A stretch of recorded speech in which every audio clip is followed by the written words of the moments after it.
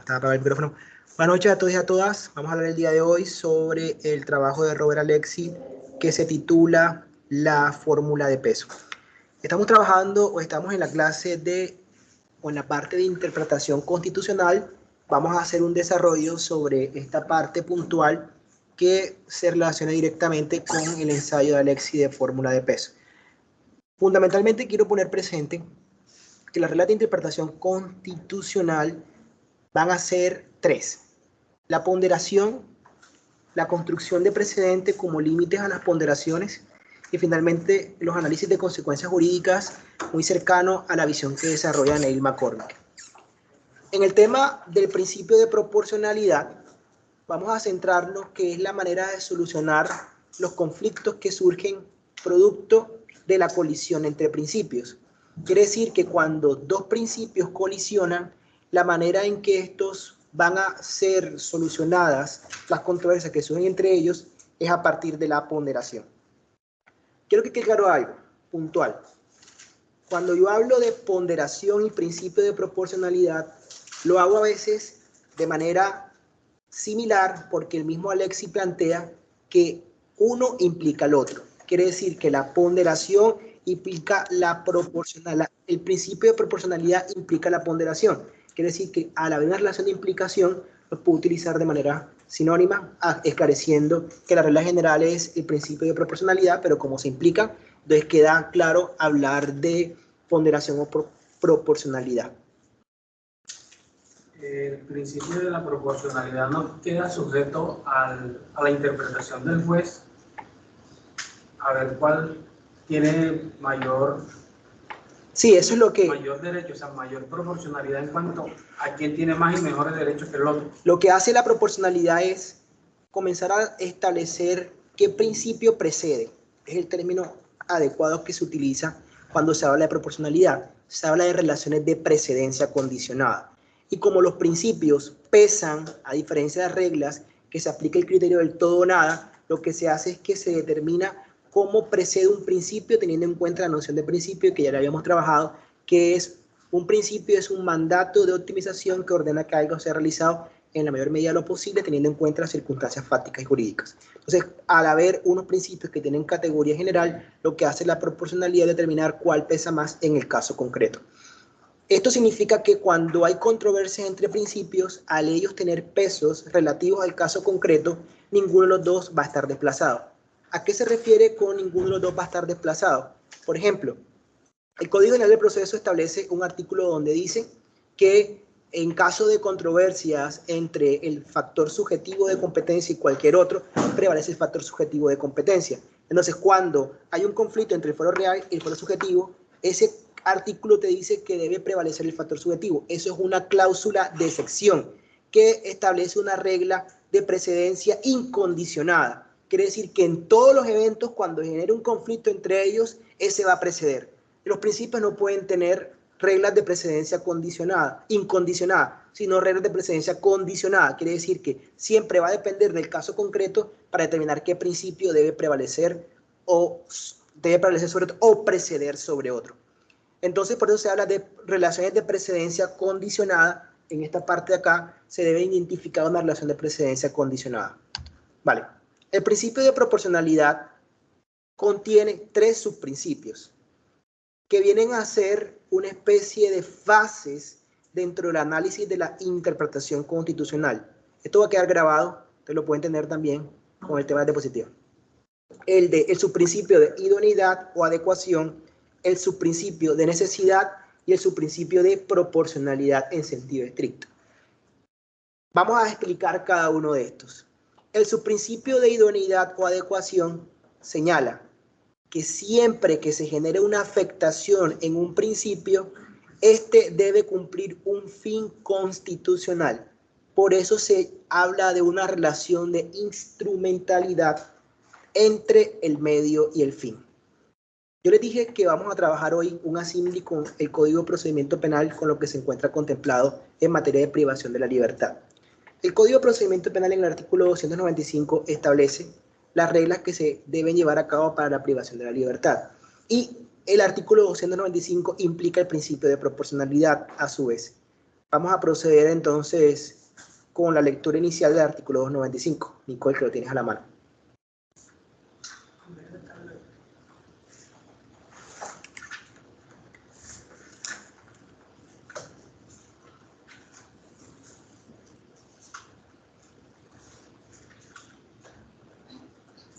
¿Cuál es, dijo que era? 295.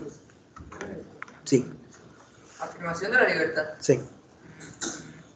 Las disposiciones de este código que autorizan preventivamente la privación o restricción de la libertad del imputado tienen carácter excepcional. Solo podrán ser interpretadas restrictivamente y su aplicación debe ser necesaria, adecuada, proporcional y razonable frente a los contenidos constitucionales. Vale.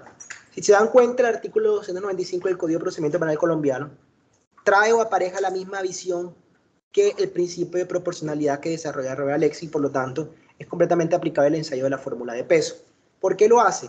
Porque lo que pasa con la libertad es que es un derecho fundamental y siempre que se afecta el derecho a la libertad, al ser un principio, tiene que haber otro principio que juegue en sentido contrario y por lo tanto siempre va a haber una relación de precedencia condicionada.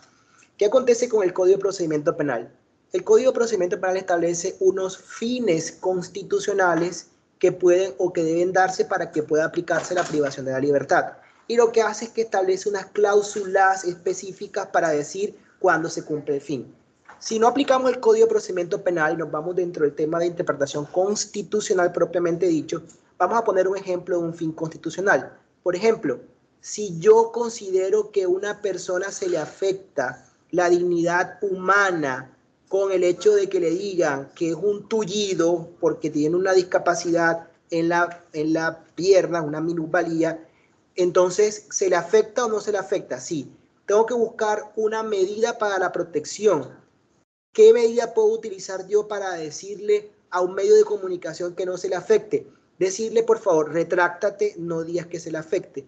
Esa medida que se toma con fin constitucional, sí. Tratar de evitar que se afecte el derecho fundamental a la dignidad humana. Por ejemplo, si a una persona se le priva de libertad, ¿por qué se le priva de libertad? Porque es un peligro para la sociedad o para la comunidad o para la víctima. Cuando le privo la libertad, ¿estoy buscando cumplir un fin constitucional? Sí. ¿Cuál es el fin? El fin que estoy buscando es defender el principio de seguridad de la sociedad o de la víctima. Eso es el subprincipio de idoneidad o adecuación. ¿Qué dice el código? La medida debe ser adecuada, necesaria y proporcional. Por lo tanto, lo que está utilizando es un término, los términos propios del principio de proporcionalidad. Entonces, el primer grado que yo tengo que analizar para poder afectar un derecho fundamental es que las medidas que se utilicen para la afectación de él tienen que buscar cumplir un fin constitucional. Quiere decir esto que yo no puedo afectar un derecho fundamental sin ningún tipo de objetivo o sin ningún tipo de fin. Tengo que tener un propósito, un fin. Quiere decir que la medida que afecte el derecho fundamental tiene que cumplir un propósito. Es lo que hace el Código de Procedimiento Penal cuando más adelante establece cuáles son los fines constitucionales y dice peligro para la comunidad, obstrucción de la justicia. Revisa el artículo, está más adelantico. Contenido de vigencia. No. Requisitos generales. ¿Qué dice? Dale. No, eso es lo que se requiere para la captura.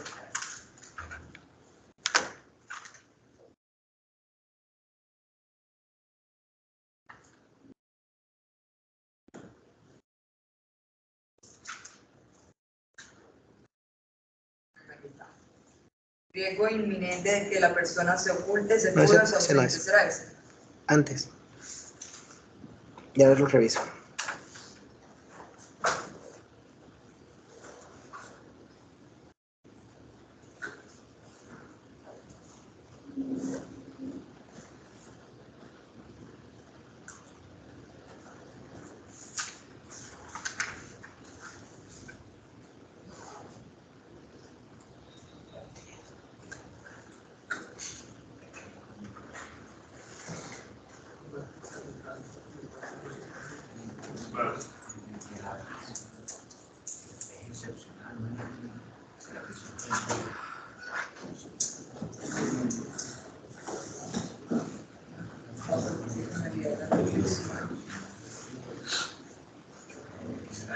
Hace el clic.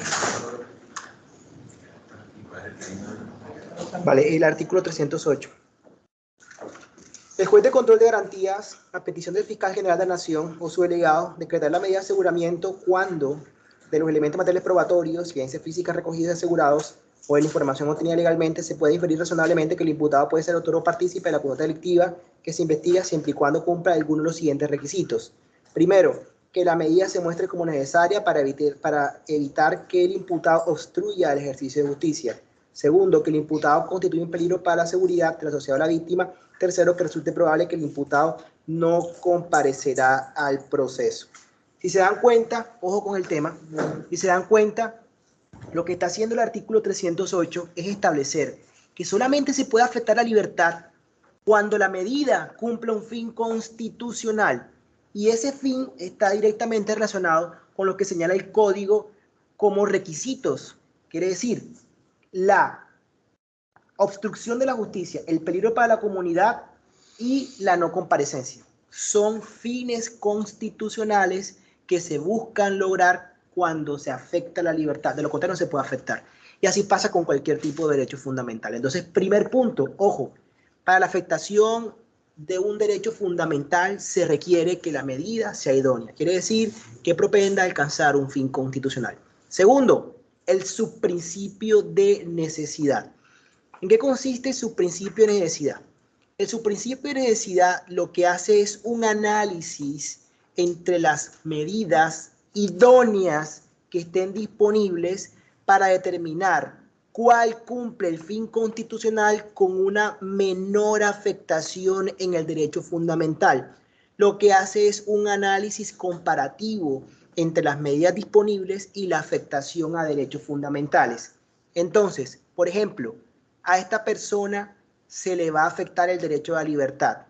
Hay dos tipos de medidas que se pueden utilizar y cumplen un fin constitucional. La imposición de una medida privativa de libertad consistente en detención preventiva en establecimiento carcelario o la imposición de una medida privativa de libertad consistente en detención preventiva en el lugar de residencia del imputado o procesado, siempre y cuando no obstaculice la investigación.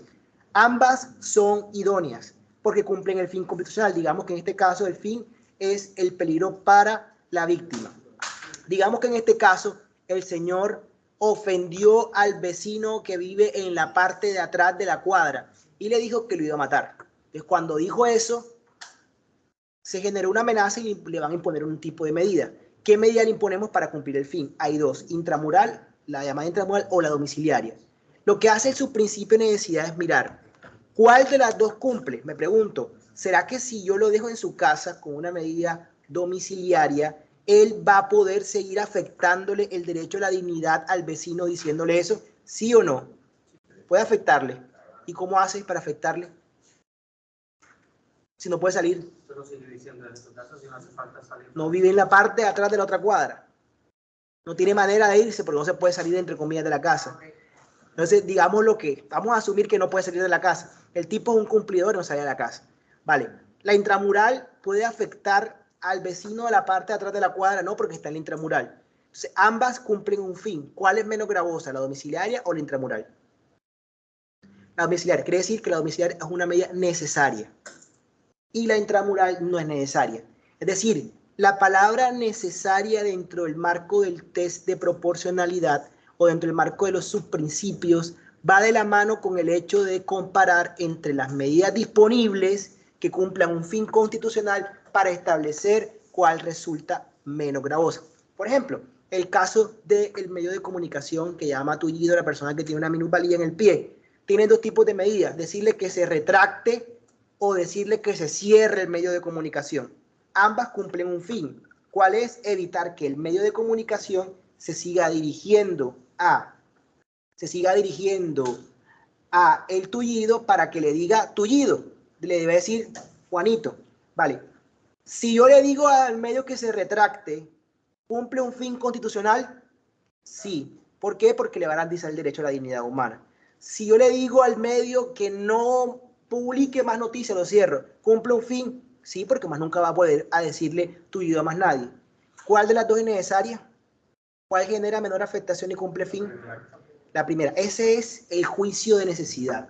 Lo que hago en el juicio de necesidad es comparar las medidas que están disponibles y cumplen fin constitucional para a partir de ellas poder determinar cuál genera menor afectación a los derechos fundamentales. Estas, dice Alexis, no implican ponderación. Es un análisis que se realiza de manera factual entre las medidas disponibles y la afectación de derechos fundamentales. Es algo eminentemente empírico. Finalmente, el principio de proporcionalidad en sentido estricto, que implica la ponderación. Dice que la efectividad del fin que se persigue se alcance en en una medida mayor a la afectación de los principios que sufren restricción. Lo que hace el principio de proporcionalidad ya es establecer el peso de los principios que están en conflicto para tratar de buscar una optimización de un principio frente a otro, para tratar de determinar qué principios afecta menos que otro y cómo puedo lograr que ambos tengan un equilibrio, entre comillas, frente al otro, o que no se afecte tanto uno respecto al otro. Es una especie de balanceo. Este balanceo que se lleva a cabo tiene 3 reglas en su estructura. Primero, la ley de ponderación. Segundo, la fórmula de peso. Y tercero, la carga de argumentación. La ley de ponderación establece: cuanto mayor sea el grado de no realización o de afectación de un principio, tanto mayor tiene que ser la importancia de satisfacción del otro. La ley de ponderación establece una fórmula que es la que se va a desarrollar cuando comenzamos a trabajar con la fórmula de peso. Lo que trata de decir la ley de ponderación es una serie de pasos. El primer paso trata de establecer el grado de no satisfacción o restricción de los principios. El segundo paso trata de establecer la importancia de la satisfacción del principio contrario. Y el tercer paso implica determinar la satisfacción del principio contrario y si ésta justifica la no satisfacción o restricción del otro principio.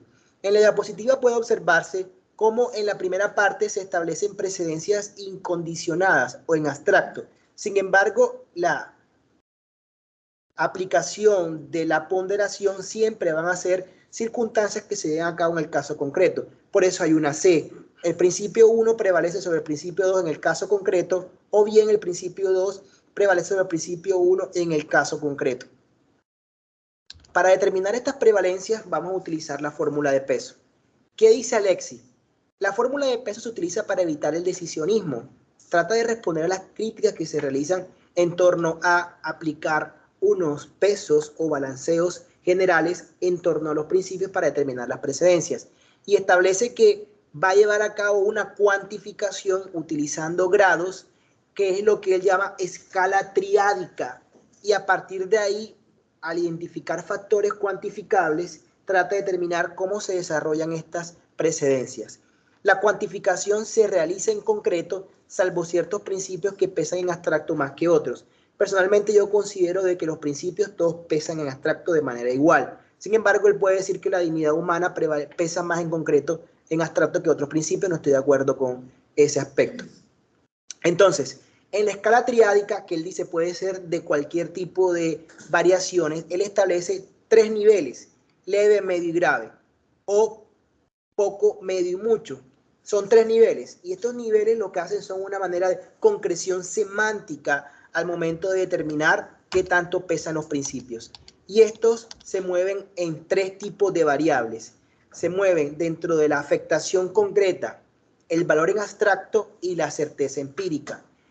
Quiere decir que a cada uno de estos pasos o ítems se le aplica la escala triádica. ¿Cómo lo hace Alexis? Para aplicar esta escala triádica, él establece lo siguiente: 3 variables. 1, la variable de afectación que se utiliza para el peso en abstracto y el peso en concreto, quiere decir, el número 1 que ven dentro del cuadro en verde y el círculo en azul, afectación concreta y valor abstracto. Él establece que para estos casos los grados que se utilizan son leve, medio e intenso. Lo que hace Alexis es que les asigna unos valores: 1 para leve, 2 para medio y 4 para intenso. Y en el final él utiliza un análisis en torno a apreciaciones empíricas, el que define como 1/4 para evidentemente falso, medio para plausible y 1 para seguro, que en términos aritméticos se puede representar como 0.25, 0.5 y 1. Lo que hace Alexis cuando comienza a realizar la aplicación de la fórmula de peso es que establece los dos principios que comienzan en conflicto, agregándole la letra I al principio que prevalece y J al principio que se afecta. Entonces, en este punto hace la operación teniendo en cuenta el grado de afectación concreto, el grado de afectación abstracto y el grado de afectación y el grado de seguridad de las apreciaciones empíricas, utilizando para cada uno la variable triádica de 1, 2, 4 para el peso en abstracto y en concreto y 0.25, 0.5 y 1 para la seguridad de las apreciaciones empíricas. Entonces, Alexis cuando habla de la fórmula de peso señala que las intervenciones son restricciones que se realizan en el principio PI, pero puede hablar como no satisfacción, aunque es más preciso utilizar el término intervención o restricción. Señala que la importancia concreta de la satisfacción del principio PJ depende de los efectos que la omisión o la no ejecución de la medida de la intervención en PI tenga en la satisfacción del principio contrario. Para esto señala que la importancia concreta de la satisfacción de PJ se determina según los efectos que tenga sobre la omisión sobre PJ la omisión de la intervención en PI. Se responde entonces la siguiente pregunta: ¿qué tanto afecta el principio PJ? ¿Qué tanto se afecta si no se aplica la medida de intervención en el otro derecho? Por eso dice Alexis que la satisfacción va de la mano con el mismo grado. Quiere decir que si un principio se afecta alto, su importancia de satisfacción será alta. Acá se encuentra la aplicación de la fórmula de peso. Si se dan cuenta, hay tres niveles. El nivel número 1 en el que aparece el grado de afectación en concreto. El nivel número 2 en el que aparece el grado de afectación en abstracto. Y el nivel número 3 en el que aparece la seguridad de las apreciaciones empíricas. Lo que hace la operación aritmética, teniendo en cuenta que se trata de unas relaciones de precedencia que siempre se desarrollan en concreto, es determinar si el principio 1 prevalece sobre el principio 2 o el principio 2 prevalece sobre el principio 1. Dentro de esa diapositiva que ven, P1 quiere decir principio 1, P grande en mayúscula prevalece sobre el principio 2 en concreto, o bien P2 prevalece sobre el principio 1 en concreto, para que puedan leer el esquema que se encuentra establecido. Lo que se realiza al momento de llevar a cabo la operación, al momento de asignarlos, es que dentro de la operación, en la parte superior pueden observar o podemos esquematizarlo de la siguiente forma. P1 prevalece sobre P2 y en la parte de abajo P2 prevalece sobre P1. Al momento de hacer la operación, lo que hace uno es tener en consideración que los valores que se asignan tienen en cuenta que en la parte superior está el principio que se afecta. Si se dan cuenta en la diapositiva, en esta parte, ven un número 4. Quiere decir que este principio se está afectando en este nivel y acá este principio se está afectando en este nivel. Lo que hace Alexis es manifestar, si un principio se afecta en un nivel 4, se va a satisfacer en el mismo grado. Si un principio se afecta en el nivel 2, se va a satisfacer en el mismo grado. La segunda hilera habla de los principios en abstracto, que tanto pesa en abstracto un principio, y la tercera hilera habla de la seguridad de las apreciaciones empíricas de los principios que se encuentran en juego. Vamos a ver un caso para explicar la fórmula de peso. Este caso se encuentra establecido por Alexis dentro del artículo que habla sobre la fórmula de peso. Dice: un diario satírico llama tullido a un excombatiente con una minusvalía. En razón a esto le imponen una multa al periódico. Esta decisión es revisada por el Tribunal Constitucional Alemán. En este caso, el principio del honor, que vamos a denominar PI, es decir, principio I, que se representa como principio del honor, miren, es una asignación eminentemente arbitraria. Quiero decir que el principio del honor se va a llamar PI, pero tú puedes colocarle el nombre que quieras. Lo que pasa es que de una manera de reducción de los términos que voy a utilizar, lo voy a llamar principio PI. Y en este caso se enfrenta con el principio de libertad de expresión, que voy a llamar principio PJ. Se pregunta, ¿qué tanto se afecta PI si no se interviene PJ? Es la pregunta que se hace por parte del Tribunal Constitucional. Miren la pregunta nuevamente. ¿Qué tanto se afecta el principio del honor si se enfrenta con o si no se interviene el principio de libertad de expresión. Quiere decir, ¿qué tanto se afecta el principio de libertad, el principio del honor, si no se interviene el principio de libertad de expresión? Pregunta. Escucha la pregunta. Si tú le dices a un minusválido, tullido, escucha, si tú le dices a un minusválido, tullido, es decir, ahí va el tullido, ¿qué tanto se afecta a esa persona con esa manifestación? Y lo que te dice Lexi, para tú saber qué tanto te afecta, vas a utilizar una escala, leve, medio o intenso. ¿Qué tanto se afecta? ¿Cómo determinas eso de cuándo es leve, medio o intenso? Simplemente lo que trata de hacer Alexi es reducir la escala de razones a números.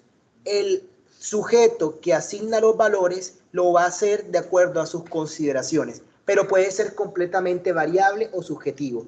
Lo que voy a hacer es simplemente a justificar por qué lo hago de esa manera. Entonces veamos. Lo primero que voy a hacer es qué tanto se afecta el principio a la dignidad, en este caso al honor, cuando se le dice a una persona tullido. ¿Cuánto le colocan ustedes? 1, 2 o 4. Si dicen 4, quiere decir que se afecta mucho. Vale. Ahora, yo les pregunto, ¿qué tanto se afecta el derecho a la libertad de expresión del medio de comunicación si se le impone una multa por decirle tullido a una persona? Entonces la pregunta es, ¿qué tanto se afecta el derecho de libertad de expresión cuando se le impone una multa por decirle tullido a una persona? 1, 2 o 4. Profe, esas letras. Las letras es, lo que hace es grado de afectación o interferencia I, grado de satisfacción W, peso en abstracto G, que es lo que se representa acá dentro de esta fórmula, I, G, W. Es lo que trata de hacer y lo que se explica en esta parte es esto, I, W, G.